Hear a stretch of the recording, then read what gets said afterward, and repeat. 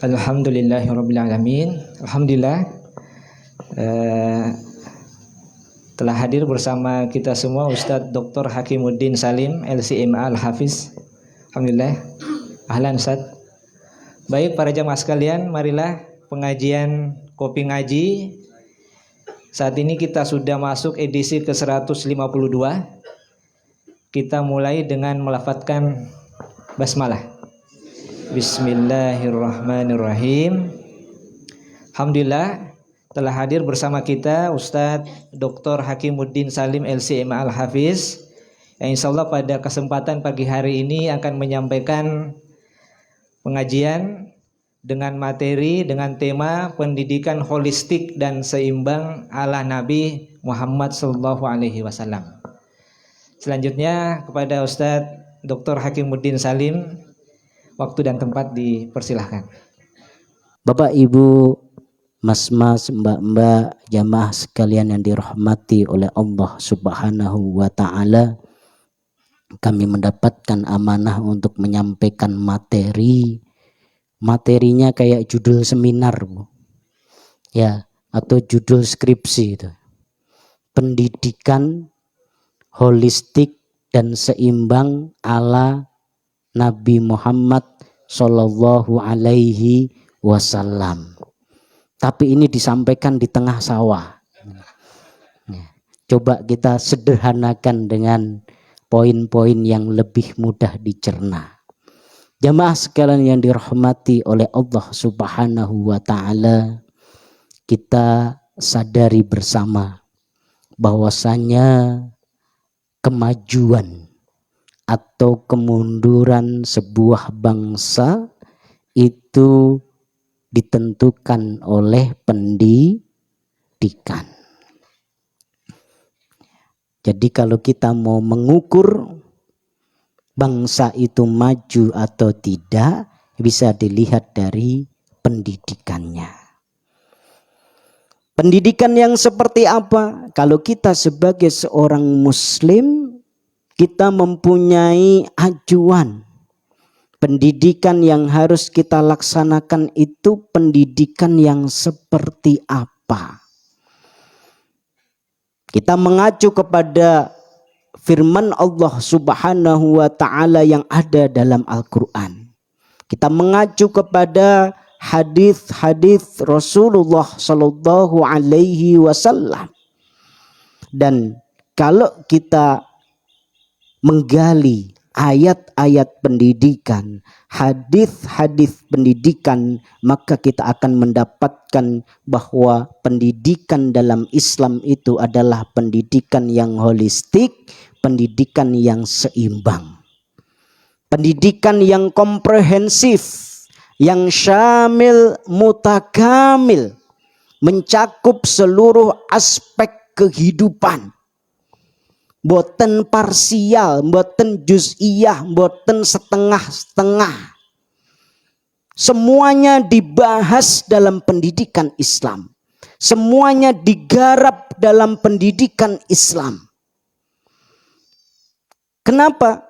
Karena pertama, Allah Subhanahu wa Ta'ala memerintahkan kepada kita untuk komitmen dengan agama Islam, untuk mengikuti aturan Allah Subhanahu wa Ta'ala, untuk masuk ke dalam Islam ini secara kafah.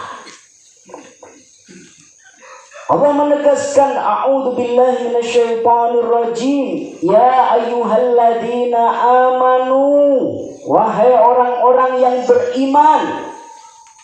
Iki teng mriki tiang iman sedanten ya. Ada yang tidak beriman. Ya, para sahabat itu Bapak Ibu sekalian, kalau dengar ayat turun ya, ayatnya berisi ya ayyuhalladzina amanu, wahai orang-orang yang beriman. Itu dia merasa betul bahwasanya ayat itu ditujukan untuk dirinya. Nah, perasaan itu yang sekarang ini lama-lama hilang. Diwacake ayat Quran, ya ayuhan nas, merasa bukan manusia. Terus sopo nek orang manusia? Ya. Dipanggil orang-orang yang beriman, yo ora gagas. Ya. Dipanggil orang-orang yang bertakwa, apa meneh? Ya. Diajak sholat, yo ora gubris. Ya. Nah, ini istijabah yang sudah semakin menurun. Perasaan bahwasanya kita itu sedang dipanggil oleh Allah Subhanahu wa taala, bahkan jelas dengan harfun nida, ya ayyuhalladzina amanu. Ini harus hadir pada diri kita. Apa yang Allah perintahkan kepada kita dalam panggilan ini? Udkhulu fis-silmi kaffah. Masuklah ke dalam ajaran Islam, ke dalam agama Islam itu secara menyeluruh. Jangan setengah-setengah. Emang kita mau masuk surga kaki kanan doang, kaki kiri tidak? Enggak mau. Tentu kita enggak mau kuping kita yang kanan masuk surga, kuping yang kiri masuk neraka. Mungkin sing siji mencirit, sing siji gosong. Ya. Kalau mau masuk surga secara menyeluruh, ya laksanakan ajaran Islam secara menyeluruh. Menyeluruh dalam segala aspek. Islam itu adalah agama yang mengatur seluruh sendi kehidupan manusia. Islam mengatur dari hal-hal yang remeh, cara masuk WC diatur, Bu. Mboten wonten agama lain yang mengatur cara masuk toilet. Ya, ibu-ibu niki yang paling depan nih para nyai kados nggih. Ya. Nyai nggih, Bu. Sanes Nyai Ronggeng. Ya. Bu Nyai, masuk WC kaki kanan dulu atau kaki kiri dulu? Hah? Jenengan tiap hari juga masuk WC kaki kiri? Yakin? Alhamdulillah. Ya. Diatur dalam Islam, Pak. Masuk WC saja diatur kaki kanan atau kaki kiri. Ya. Kadang ada yang lupa masuk WC kayak masuk masjid, kaki kanan dulu. Waduh, itu enggak nyunah. Ya enggak dosa, tetapi enggak nyunah. Yang penting jangan bareng, Pak, ya. Kalau bareng nanti ngebelak. Ya. Itu Masya Allah, dalam Islam sedetail itu diatur. Diatur sampai cara ngurus negara. Carane dadi presiden ki piye? Ya, diatur, mboten sembarangan. Ya. Diatur bagaimana mengurus dunia. Inni ja'ilun fil ardi khalifah.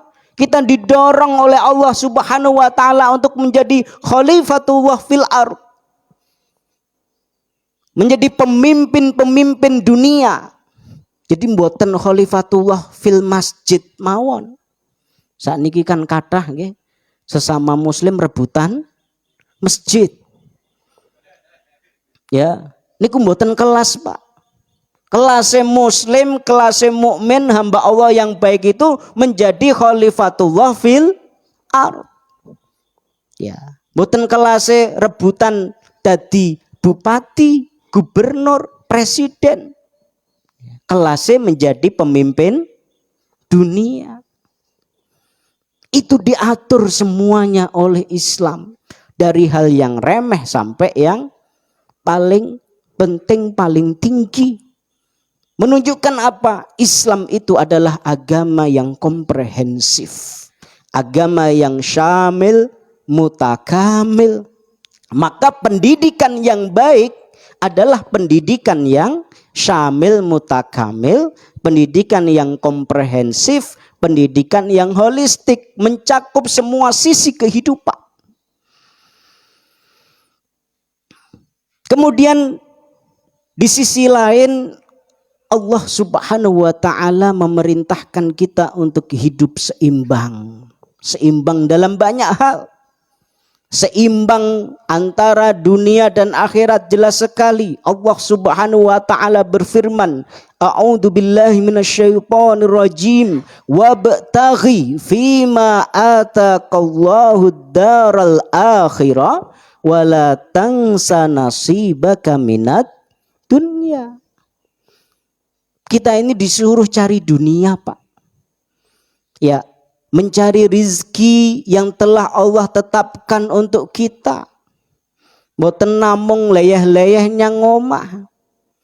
Nek bar pengajian ngoten niki nggih, mungkin jam 8, jam 9 gendang mangkat kerja. Opon pensiun. Pensiun kan nggih tesih saged Pak nyawa. Ngojek, nggih, berkebun, ya, khairu mali rojulin min kasbiyadihi, khairu ma akala rojulin min amaliyadihi. Sebaik-baik amal, sebaik-baik harta, sebaik-baik yang dimakan seorang itu adalah dari hasil jerih payah tangannya sendiri. Ya. Nabi Ayub niku lho, Pak. Nabi Ayub niku kerjane napa? Saya yakin nggak ada di sini yang berprofesi seperti Nabi Ayub. Golek rasa. Bahasa sekarang. Ya, cari kayu bakar di hutan gitu. Jadi Islam itu mengajarkan kepada kita, ya golek donya. Bukan kemudian sholat mempeng nggih apik, harus, tetapi bukan kemudian melupakan dunia. Seimbang. Wala tansa nasibaka minad dunya. Ya. Akhirat tetap yang utama, tetapi untuk bisa sedekah, untuk bisa zakat, untuk bisa berangkat haji, untuk bisa berangkat umroh, untuk bisa membekali para dai, para mubalik berdakwah ke pelosok-pelosok negeri, untuk bisa berjihad fisabilillah. Apa kata Allah Subhanahu wa taala? Semua ayat jihad kecuali satu ayat, ya, dalam surah At-Taubah. Semua ayat jihad itu perintah dari Allah untuk berjuang fisabilillah, selalu jahidu bi amwalikum wa anfusikum. Berjuanglah kalian dengan harta kalian. Nek orang duit terus piye sing arep berjuang? Baru dengan anfus, baru dengan jiwa kita, dengan fisik kita. Ini menunjukkan apa? Allah Subhanahu wa ta'ala mendorong kita, umatnya, hambanya, untuk hidup seimbang dunia dan akhirat. Mboten namung ngaji fikih, tetapi juga harus ngaji sugih. Ahlu fikih ning nggih sugih. Ya. Ini Bapak Ibu sekalian menunjukkan apa? Harus seimbang dunia dan akhirat. Dan ma'asyiral muslimin wa zumratal mu'minin arsyadakumullah, itulah yang dicontohkan oleh Rasulullah sallallahu alaihi wasallam dalam sebuah hadis muttafaq alaih, diriwayatkan oleh Imam Bukhari dan Imam Muslim.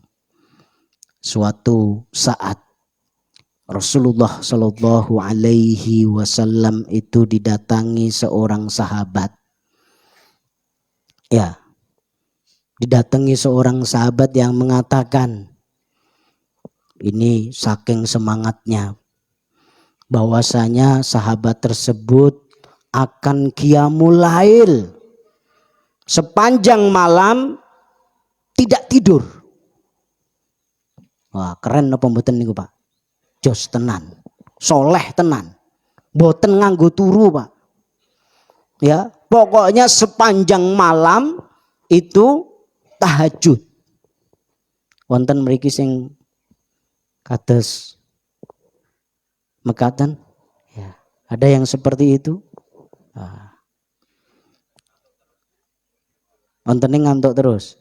Niki sahabat setunggal niki ampuh tenan. Akan qiyamul lail, tahajud sepanjang malam dan enggak tidur. Kemudian datang lagi sahabat yang lain mengatakan, ya, asum, aku akan puasa wala uftir. Puasa terus dan tidak berbuka. Wah, jos tenan. Ya, kalau bahasa Jogjanya nopo? Ngebleng. Ya, ngebleng. Poso wisol, poso ngebleng, boten ngangge buka. Ya, jadi bagi dia orang yang berpuasa kok nganggo buka, iku remeh, receh, lemah katanya, gitu ya. Wah, ini hebat nih. Poso terus mboten ngangge buka. Jos tenan niku, Pak.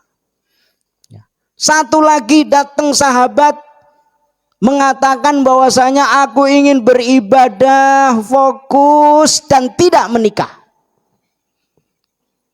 Ya. Jadi ada Pak ya dalam agama yang lain yang namanya kalau bahasa Arabnya tabatul.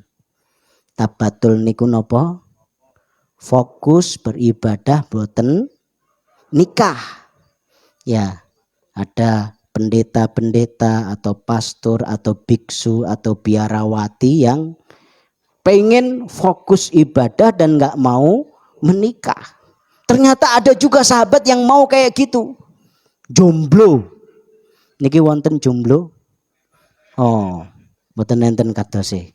Ini kewajiban kopi ngaji omah sawah menghadirkan para anggota ijo lumut. Ikatan jomblo lucu dan imut. Jadi harus banyak yang hadir ini para milenial, Gen Z gitu ya. Kalau masnya di depan ini sudah terlihat pasti sudah menikah. Kalau yang pegang kamera udah menikah belum mas? Udah. Waduh, alhamdulillah. Ya. Jadi ada sahabat yang seperti itu. Tapi apa jawaban Rasulullah? Apakah kira-kira jawaban Rasulullah? Wah, jos tenan, lanjutkan, gaspol, boten. Ya. Rasulullah mengkoreksi yang seperti itu enggak pas. Amma ana, adapun aku, kata Rasulullah. Ya. Rasulullah itu usolli wa arkut, kata beliau. Aku sholat qiyamul lail tapi juga aku tidur. Maka ada ibadah malam itu sepertiga malam terakhir. Sepertiga malam pertama, sepertiga malam yang kedua digunakan untuk istirahat. Ini menunjukkan apa? Keseimbangan. Apa kata Rasulullah Shallallahu Alaihi Wasallam? Wa inna li jasadika alaika haqq. Sesungguhnya jasadmu itu mempunyai hak atasmu.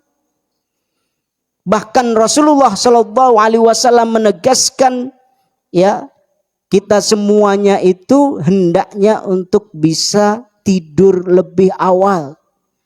Diriwayatkan naha Rasulullah Shallallahu Alaihi Wasallam anin naumi qablaha wal hadithi ba'daha.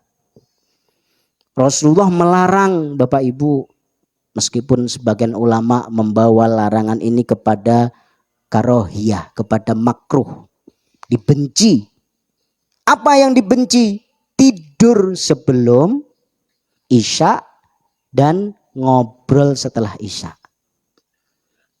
Jadi kalau mau ngikuti sunnah Rasulullah, bagian dari pendidikan yang holistik dan seimbang terutama untuk memenuhi hak tubuh kita, itu kalau tidur itu habis isya. Ya, wah rondo pripun niki. Kan rondo mboten pendak dino, Pak. Ampun dados alasan niku. Padune gitu. Ya. Jadi itu penting dan itu mulai banyak ditinggalkan, Pak. Ya, saya tuh sedih kalau pas malam-malam di ma'had, di kampus, saya ngajar di UMS di Solo, ada mahasiswa jam 11 masih beraktivitas, jam rolas, cik kumpul-kumpul lanang wedok, ya Allah. Ya, ini bukan hanya mengkhawatirkan secara pergaulan, tetapi juga secara fisik. Karena sunnatullahnya yang malam itu sebagai libas, sebagai baju, sebagai tempat untuk istirahat. Dan bapak-bapak, ibu-ibu sekalian, ya, penelitian-penelitian membuktikan kalau anak-anak kita itu terbiasa tidur lebih awal, itu mempengaruhi kecerdasan mereka. Dan deep sleep, tidur yang dalam, tidur yang betul-betul berkualitas, itu adalah tidur di awal malam. Jenengan silahkan merasakan tidur 4 jam, dimulai dari jam 9, 10, 11, 12, 13, ya, jam 1 bangun. Itu akan lebih bermanfaat dibandingkan tidur 8 jam tapi mulainya dari jam 12. 1, 2, 3, 4, 5, 6, 7, 8 lagi tangi. Niku teng awak remuk, Bu. Mumet, males. Ya. Karena tidur di waktu tidur bukan pada waktunya. Itu nanti pengaruh ke hormon, pengaruh ke gravitasi bumi, dipengaruhi oleh hal-hal tersebut. Allah itu ketika menetapkan sesuatu, Rasulullah Shallallahu Alaihi Wasallam ketika mencontohkan sesuatu, itu pasti ada hikmahnya. Ya, ini Bapak Ibu sekalian menunjukkan apa? Rasulullah Shallallahu Alaihi Wasallam itu mencontohkan gaya hidup, sikap hidup, dan pendidikan yang seimbang. Ya. Kemudian apa penegasan beliau berikutnya? Ya. Beliau menegaskan, aku puasa dan aku berbuka. Rasulullah niku mboten mencontohkan poso ngebleng, mboten mencontohkan poso wisol, nyambung terus mboten buka, mboten. Ketoke ampuh ning mboten wonten contohnya dari Rasulullah. Ya. Yang Rasulullah contohkan ya puasa tapi juga berbuka. Ya. Puasa yang paling banyak intensitasnya, yang paling panjang dilakukan oleh Rasulullah Shallallahu Alaihi Wasallam itu adalah puasa Daud. Di luar puasa Ramadan, ya. Puasa Daud.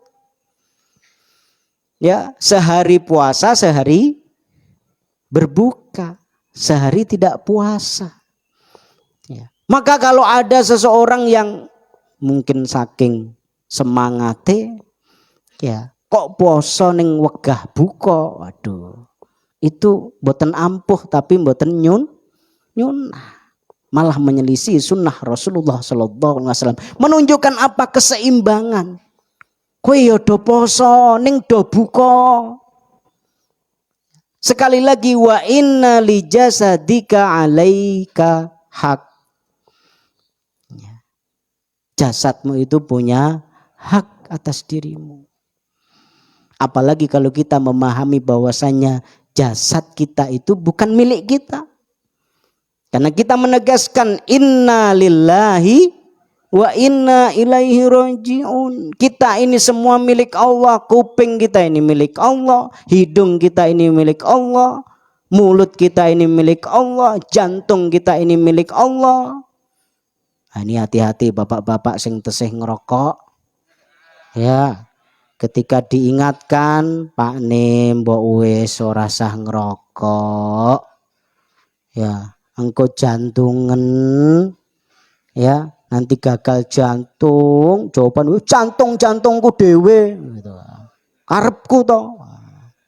Mboten niku mboten jantunge jenengan. Niku jantunge sinten?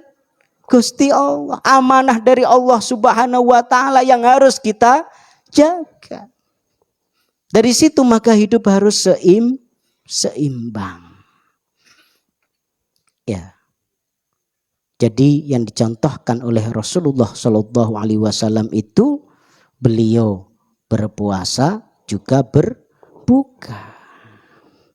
Kemudian Rasulullah juga menegaskan menjawab tadi. Ada sahabat yang pengen jomblo seumur hidup untuk bisa fokus ibadah. Ya, apa kata Rasulullah? Ya, aku menikah. Kemudian apa Rasulullah melanjutkan berikutnya? An-nikahu sunnati faman raghiba an sunnati falaisa minni. Ya, nikah itu adalah sunnahku, yang enggak mau menikah ya bukan dari golonganku. Nah ini Masya Allah Pak. Maka dalam Islam enggak ada syariat tabatul, enggak ada syariat kerohiban, enggak boleh ya kita enggak mau menikah dengan alasan pengen fokus ibadah. Karena nikah itu sendiri ibadah. Bahkan nikah itu adalah ibadah yang paling panjang. Jenengan sholat niku 5 menit, 7 menit, paling dawa 10 menit. Tapi nek nikah niku adalah ibadah yang paling panjang seumur hidup. Antara syukur dan bersabar. Nek bojone pas nyenengke ya syukur. Ya.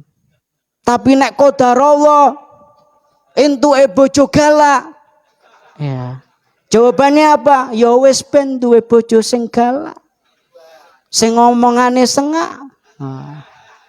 Dadi nyanyi niku mengke. Ya. Jadi Bapak Ibu sekalian, itu sunnah Rasulullah Sallallahu Alaihi Wasallam yang menunjukkan apa? Keseimbangan. Jadi bukan hanya komprehensif, tetapi juga keseimbangan. Ini secara prinsip Bapak Ibu sekalian yang kita tangkap dari ayat-ayat Al-Quran, dari hadis-hadis Rasulullah Sallallahu Alaihi Wasallam. Ma'asyiral muslimin wa zumratal mu'minin arsyadakumullah. Maka para ulama ketika mendefinisikan at-tarbiyah al-islamiyah, di antaranya Profesor Khalid Al-Hazimi, ya ini Masya Allah tabarakallah, perintis jurusan pendidikan dulu di Universitas Islam Madinah. Kitab beliau menjadi muqarrar kita waktu kuliah.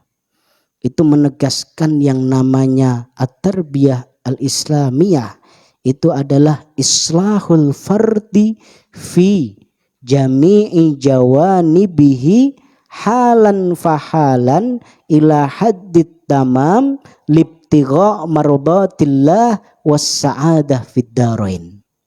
Artinya nopo niku punyai? Niki punyai, niki Pak Kiai. Ya. Linggue ngarep dewe. Memperbaiki individu, pendidikan itu harus merupakan wujud perbaikan. Fi jami'i jawanibihi, dalam semua sisi kehidupannya. Jadi lintas dimensi pendidikan itu. Ada yang namanya at-tarbiyah al-imaniyah, ar-ruhiyah, al-ma'nawiyah, pendidikan spiritual. Alhamdulillah Pak. Dalam pendidikan Islam itu memperhatikan sisi-sisi spiritualitas. Karena kalau sudah hilang sisi-sisi spiritualitas, nanti jadi kering, nanti jadi rapuh. Banyak negara-negara maju sekarang ini meskipun maju secara keilmuan, maju secara teknologi, tapi rapuh secara spiritual. Akhirnya apa? Banyak fenomena bunuh diri. Ya. Beberapa bulan yang lalu, tepat 1 tahun yang lalu Bapak-bapak, Ibu-ibu, kami diundang safari dakwah ke Jepang. 2 pekan di Jepang. Ya. Itu ya Allah, subhanallah, diceritakan para teman-teman WNI di sana, angka bunuh diri di Jepang itu tinggi sekali. Ya, dipecat dari pekerjaan bunuh diri, putus dari pacarnya bunuh diri. Ya, sampai kita itu antar kota kan kita naik Shinkansen. Shinkansen itu kereta cepat gitu ya. Kayak kalau di Indonesia bus gitu ya. Ya, itu sampai di di stasiun-stasiun itu betul-betul dipagari. Saya tanya ini kok pagernya rapet banget ini. Kalau di Indonesia kan di rel sport itu pagernya kan bahkan dibilang nggak ada ya. Bahkan di stasiun-stasiun besar aja minim pagernya. Kenapa? Katanya sering Ustadz tiba-tiba orang loncat ke situ, ngelalu bunuh diri. Gitu ya. Bahkan katanya, kalau ini katanya saya belum ngecek waktu ke sana. Pemerintah itu sampai menyediakan tempat bunuh diri khusus. Ya, ada jembatan khusus, kowe nek arep nglalu nyang kono. Gitu ya. Kalau mau bunuh diri, pusat bunuh diri di situ. Dados kajenge mboten teng teblok.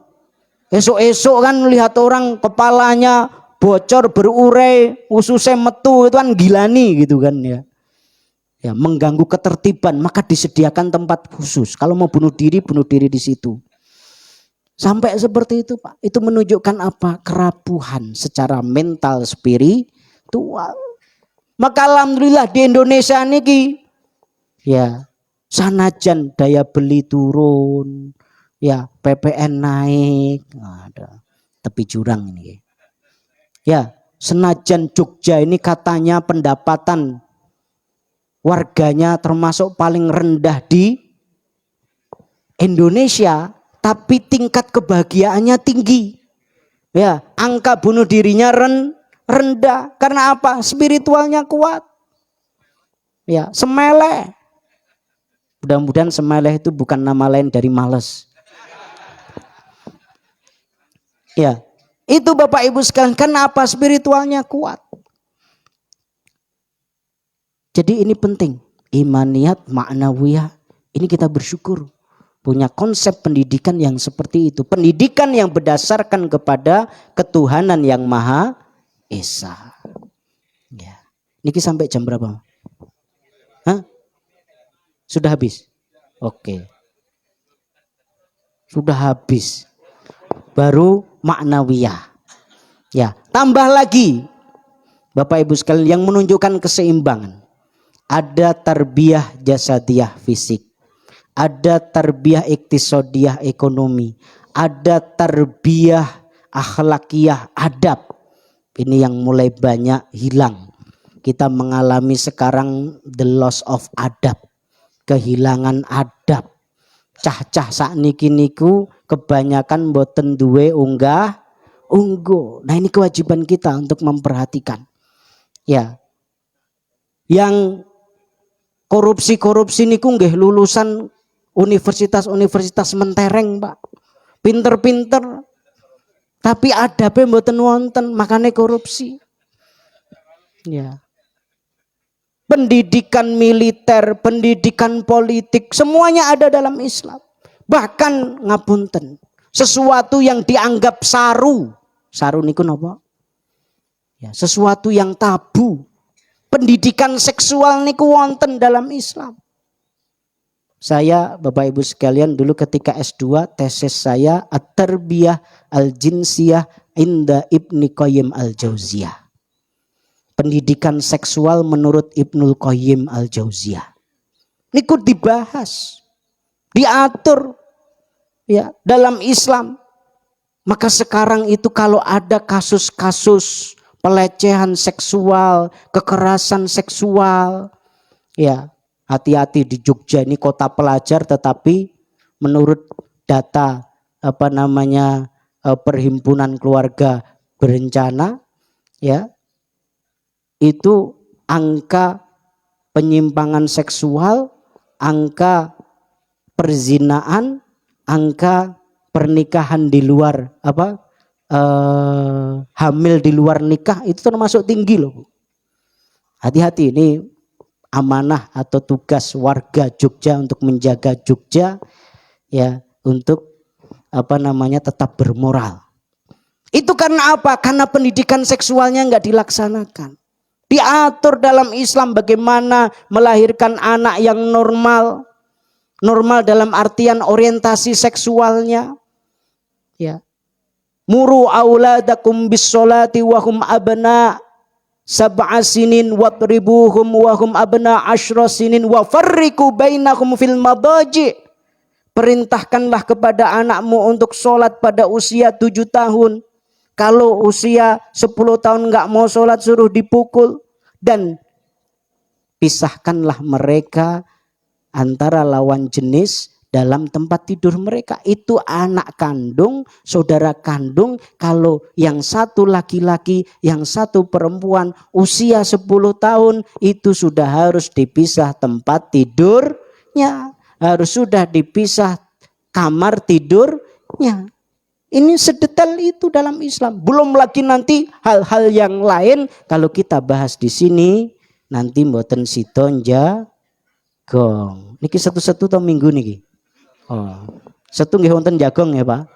Ya, sebagian mau berangkat kerja dan waktu sudah habis. Sekali lagi Bapak Ibu sekalian, dalam Islam pendidikan itu adalah pendidikan yang komprehensif.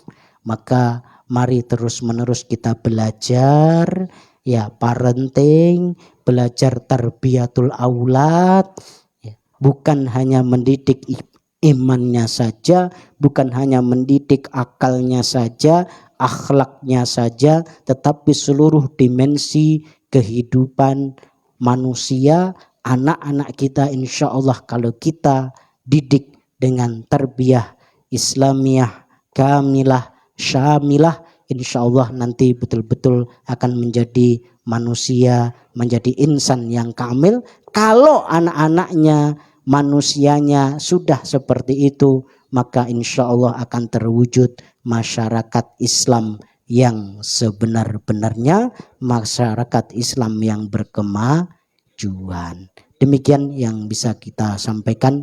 Mudah-mudahan bisa disambung lain waktu karena keterbatasan waktu yang ada. Kita cukupkan sekian. Aqulu ma tasma'un billahi fi sabilil haq fastabiqul khairat nasrum minallah wa fathun qarib wa basyiril mu'minin. Wassalamu alaikum warahmatullahi wabarakatuh.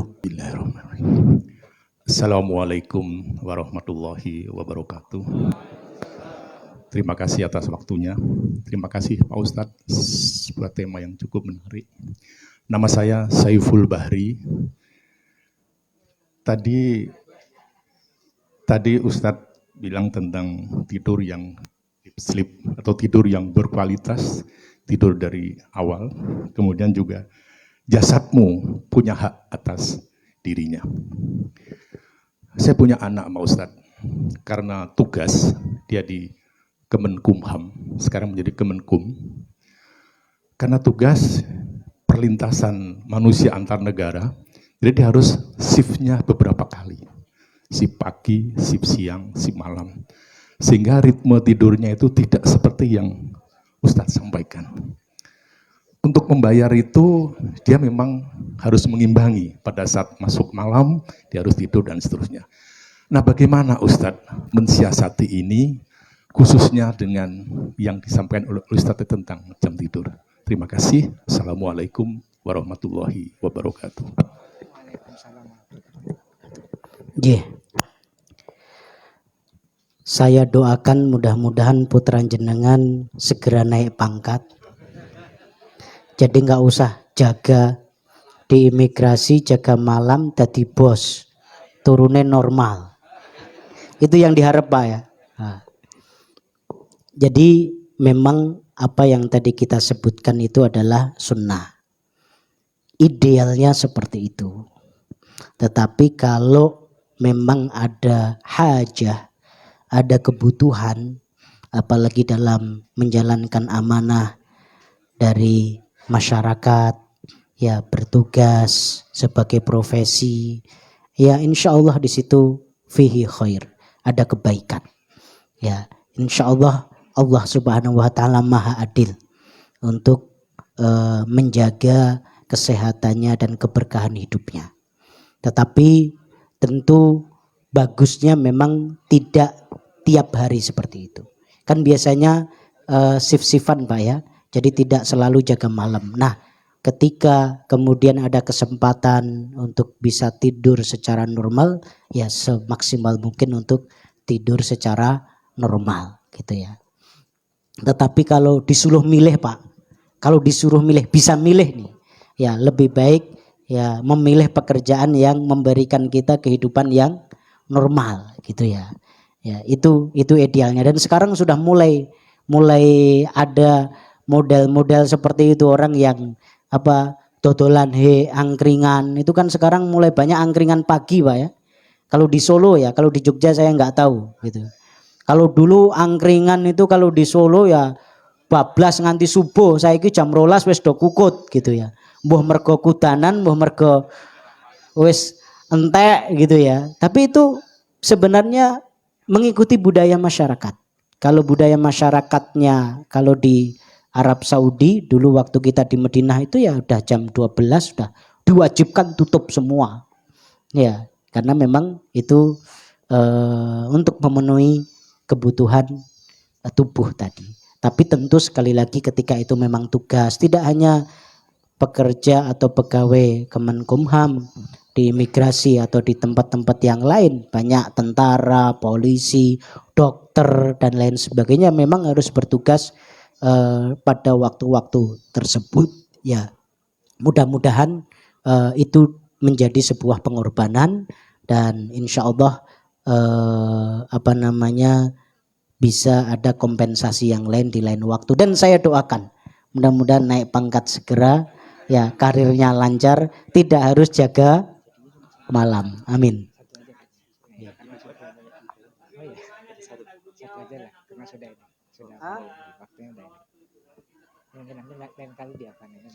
Ya solusinya tadi Pak, kalau kita sebagai pemangku kebijakan, kalau bisa kita atur ritme kehidupan dan budaya masyarakat, kita atur untuk tidak menabrak waktu-waktu istirahat, tentu itu lebih bagus. Tetapi tentu ada sektor-sektor tertentu yang tidak bisa seperti tadi. Ya imigrasi di bandara misalnya kan itu nggak bisa diatur. Pesawat datangnya kapan saja gitu kan. Ya di rumah sakit ngono wong arep operasi ndak nunggu sesuk dokter jek turu ya. Selak mati gitu kan. Nah dalam kondisi-kondisi tertentu ya itu insya Allah nggak masalah. Tapi sebenarnya bisa diatur agar itu tidak menjadi rutinitas tiap hari gitu. Tinggal diatur jadwalnya. Wallahu a'lam bishawab.